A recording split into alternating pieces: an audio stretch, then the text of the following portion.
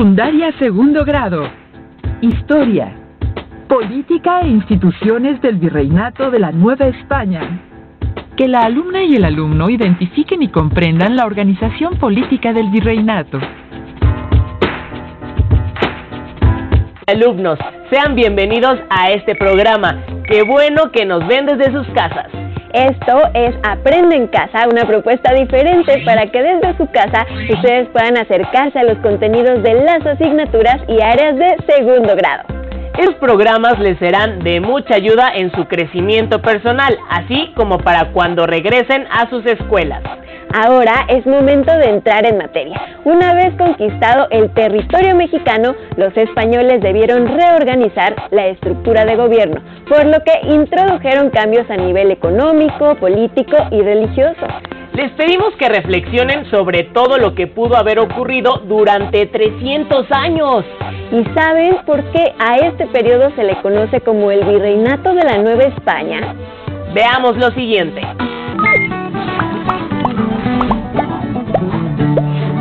Bienvenidos a la trama del tiempo. En esta cápsula vamos a sumergirnos en la colonia, una etapa que duró alrededor de 3 siglos y a la que también se le conoce como el Virreinato. ¿Te imaginas todo lo que ocurrió en 300 años? Antecedentes. La caída de México Tenochtitlán marcó el fin del poderoso imperio mexica y el inicio de una nueva era. Hernán Cortés se basó en las leyes de la monarquía española para fundar un nuevo reino, la Nueva España. Las encomiendas. Cortés aprovechó la estructura que ya existía por la dominación mexica para someter a cada pueblo y señorío del imperio. Por ello, se instaló en la capital, conservando su nombre prehispánico, México. Él sabía que los indígenas no aceptarían fácilmente la intromisión de los españoles, así que estableció las encomiendas, una forma indirecta de gobierno que consistía en que cada conquistador se encargara de 2 o 3 pueblos. De esta manera, se les enseñaría la fe católica y a cambio, los indígenas pagarían el mismo tributo, que ya de por sí acostumbraban pagar al imperio mexica. Al mantener el poder de los antiguos caciques y jefes indígenas, las encomiendas fueron exitosas y numerosas en un principio, más de 500 al menos, ya que el principal objetivo era el de lograr la dominación española. Cortés fue recompensado por su labor militar y fue nombrado gobernador, capitán general y justicia mayor de la Nueva España. A los encomenderos, en cambio, se les prohibió heredar sus tierras, lo cual generó un gran descontento, provocando que se desquitaran con los indígenas. La conquista religiosa. La evangelización era muy importante para la monarquía española. Dado que Europa luchaba contra la expansión del protestantismo, era necesario incrementar el número de fieles, así que para redoblar esfuerzos pidieron ayuda de los frailes. Los franciscanos fueron los primeros en llegar a la Nueva España. En menos de 10 años, también se instalaron los dominicos, los agustinos y los mercedarios, quienes fundaron las doctrinas y además construyeron templos y monasterios. Tiempo después, también llegaron los jesuitas. Los frailes se esforzaron en conocer las diferentes lenguas indígenas, enseñarles el español, educarlos en el cristianismo y defenderlos de los abusos de los encomenderos. Para lograrlo, hicieron uso del teatro, la música y la pintura, y también organizaron bautismos multitudinarios. Finalmente, la aparición de la Virgen de Guadalupe favoreció a que los indígenas se identificaran con la nueva fe. Aún así, la labor evangelizadora fue complicada, pues los indígenas se rehusaban a abandonar a sus dioses y adoptar una nueva religión. Muchas construcciones prehispánicas fueron derrumbadas y su material reutilizado para construir iglesias sobre las pirámides. Acabaron simbólicamente con las creencias antiguas, introduciendo la nueva religión. Algunos encomenderos creían innecesario evangelizar a los indígenas y prefirieron esclavizarlos. Sin embargo, la corona española los consideró vasallos y prohibió su esclavitud. Como sabrán, cambiar de creencias no es nada fácil, y por eso pasaron varias generaciones para que el catolicismo se introdujera en la población nativa. La mezcla de culturas en la colonia fue compleja, ya que siempre prevalecieron ideas y prácticas indígenas, dando vida a nuevas tradiciones. El gobierno. Como imaginarán, gobernar nuevos territorios a miles de kilómetros de distancia suena a una misión casi imposible.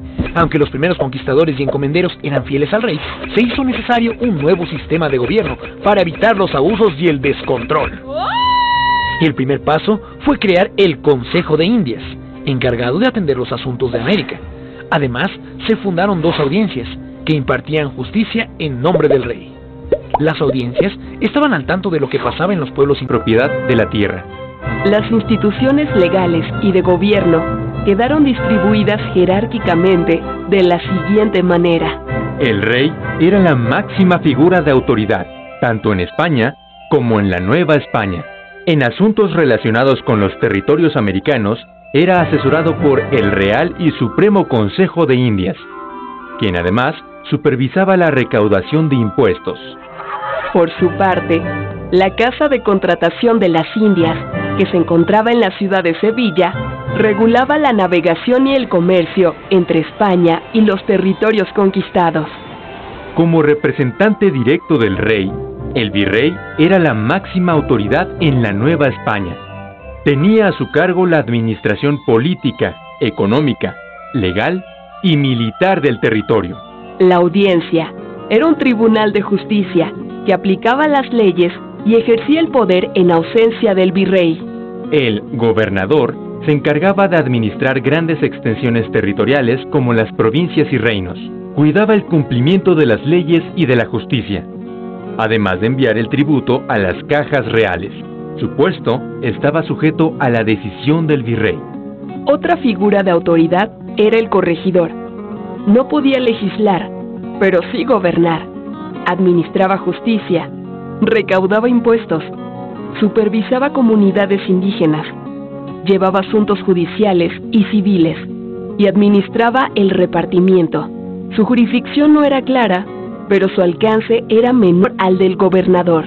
El alcalde mayor tenía a su cargo un territorio delimitado dentro de la jurisdicción de los gobernadores. Esta autoridad político-administrativa y de justicia recaudaba tributos y rentas reales, además de vigilar a las poblaciones indígenas. El ayuntamiento era una corporación pública, con una división territorial específica, que ejercía funciones administrativas y judiciales.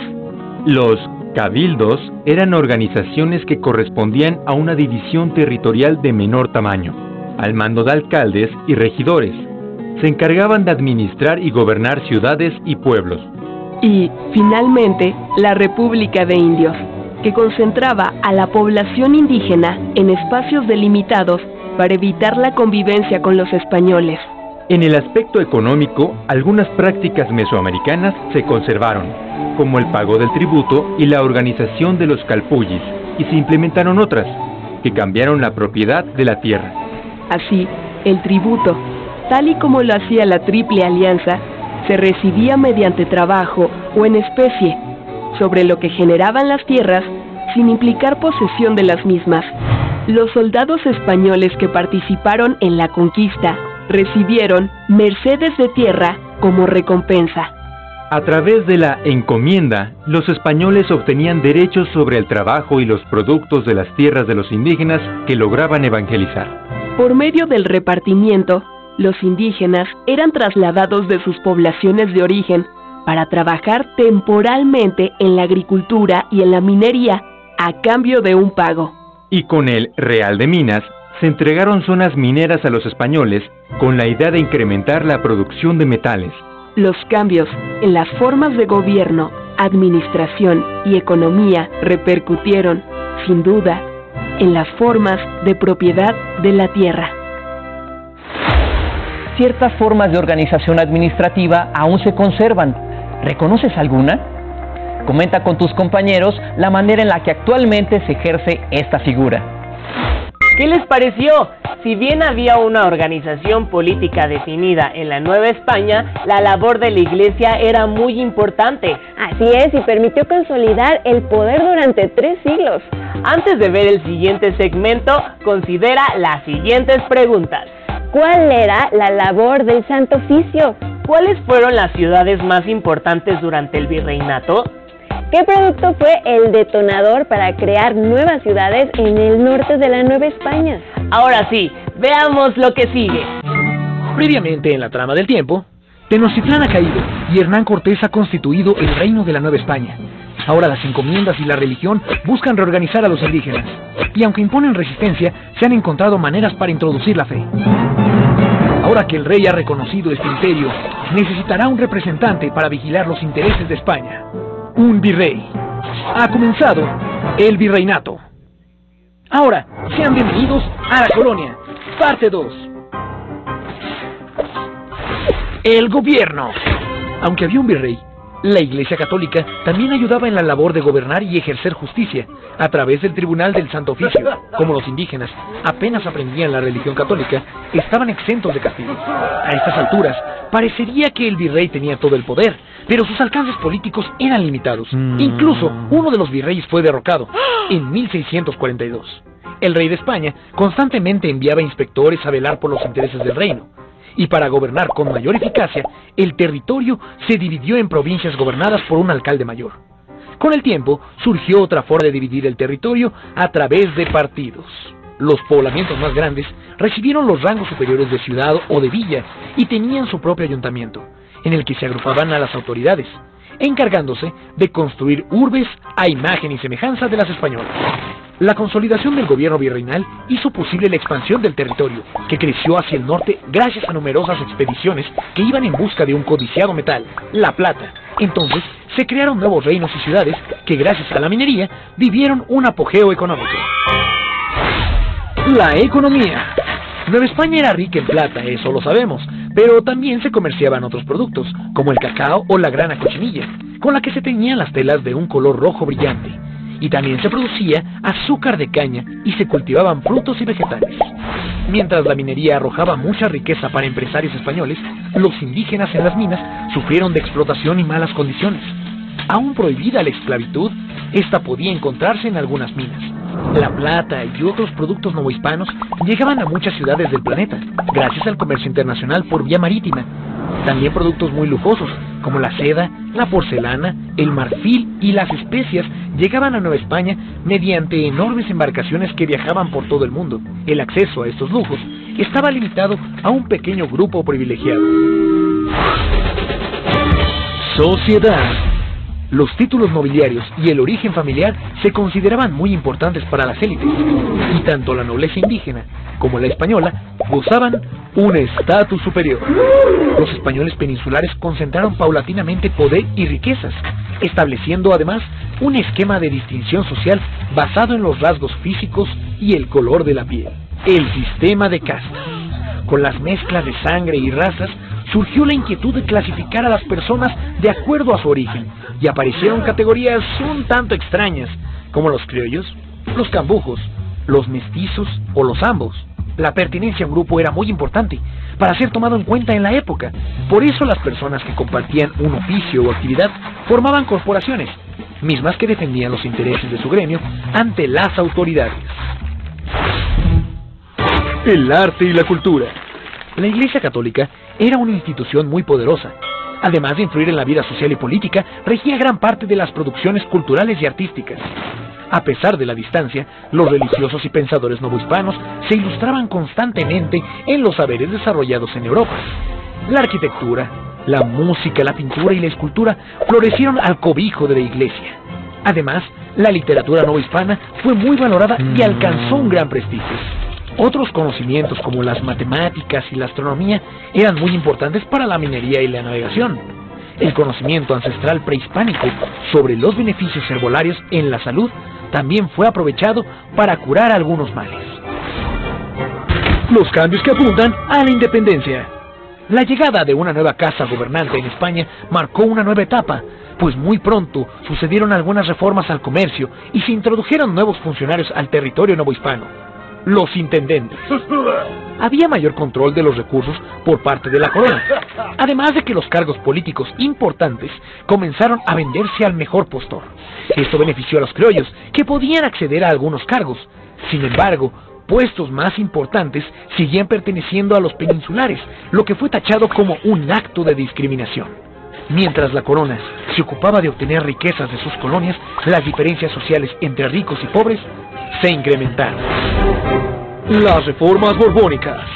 Para hacer más eficiente la administración de sus colonias, los Borbones, quienes regían en España desde el siglo XVIII, establecieron impuestos a las actividades productivas, como la minería y el comercio.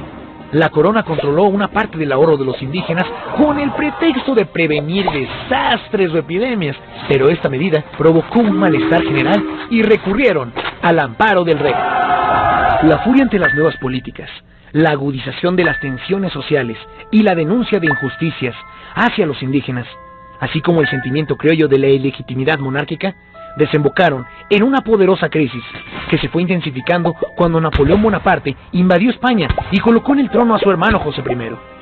Fue en ese momento que en la Nueva España se cuestionó como nunca antes ser vasallos de un rey al que nunca habían visto.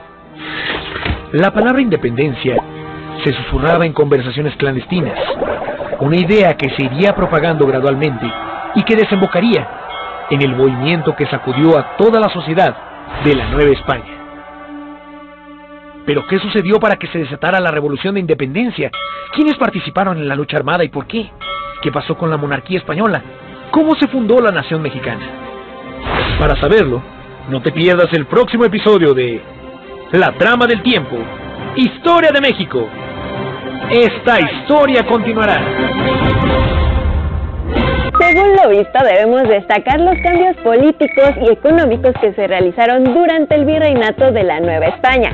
Por supuesto, y resaltar el orden jerárquico de las instituciones de gobierno, haciendo énfasis en el trabajo del rey, virrey, audiencias, gobernadores y corregidores. Y también las prácticas mesoamericanas que conservaron, como son los tributos y la organización de los calpullis.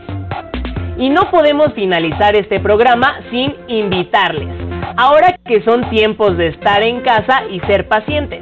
Así es, seguramente en el día a día se presentan pequeños conflictos, los cuales se pueden remediar y solucionar poniendo de nuestra parte. Ahora sí, antes de irnos les dejamos unas preguntas. ¿Cuáles son las instituciones políticas que surgieron en la Nueva España? ¿Quién era la máxima figura de autoridad tanto en España como en las colonias? ¿Qué institución regulaba la navegación y el comercio entre España y los territorios conquistados? ¿Cuál era la diferencia entre el trabajo de un gobernador y un corregidor? Ya lo saben, guarden sus respuestas en su carpeta de experiencias. ¡Hasta la próxima!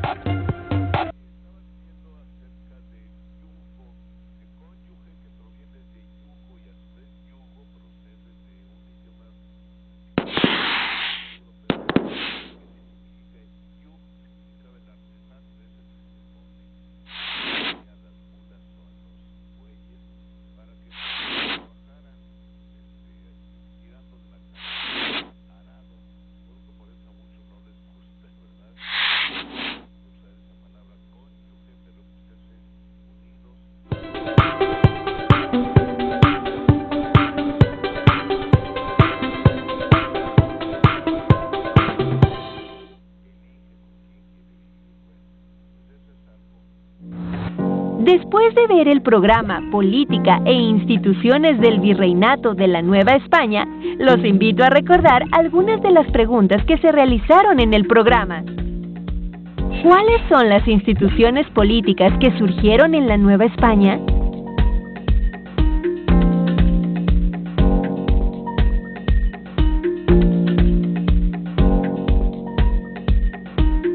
¿Quién era la máxima figura de autoridad tanto en España como en las colonias?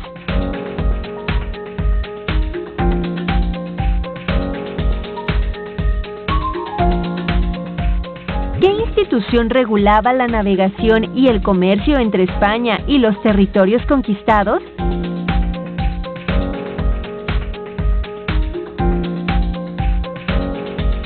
¿Cuál era la diferencia entre el trabajo de un gobernador y corregidor?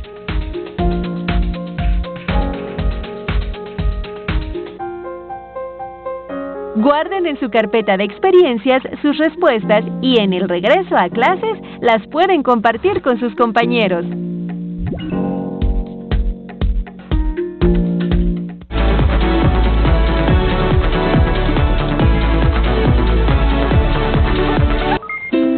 ¿Ya conoces los programas de Aprende en Casa para secundaria que hicimos para ti? No te los pierdas en nuestra programación. Y recuerda, si quieres aprender más sobre la asignatura de historia, no dudes en consultar la página de televisión educativa que aparece en pantalla.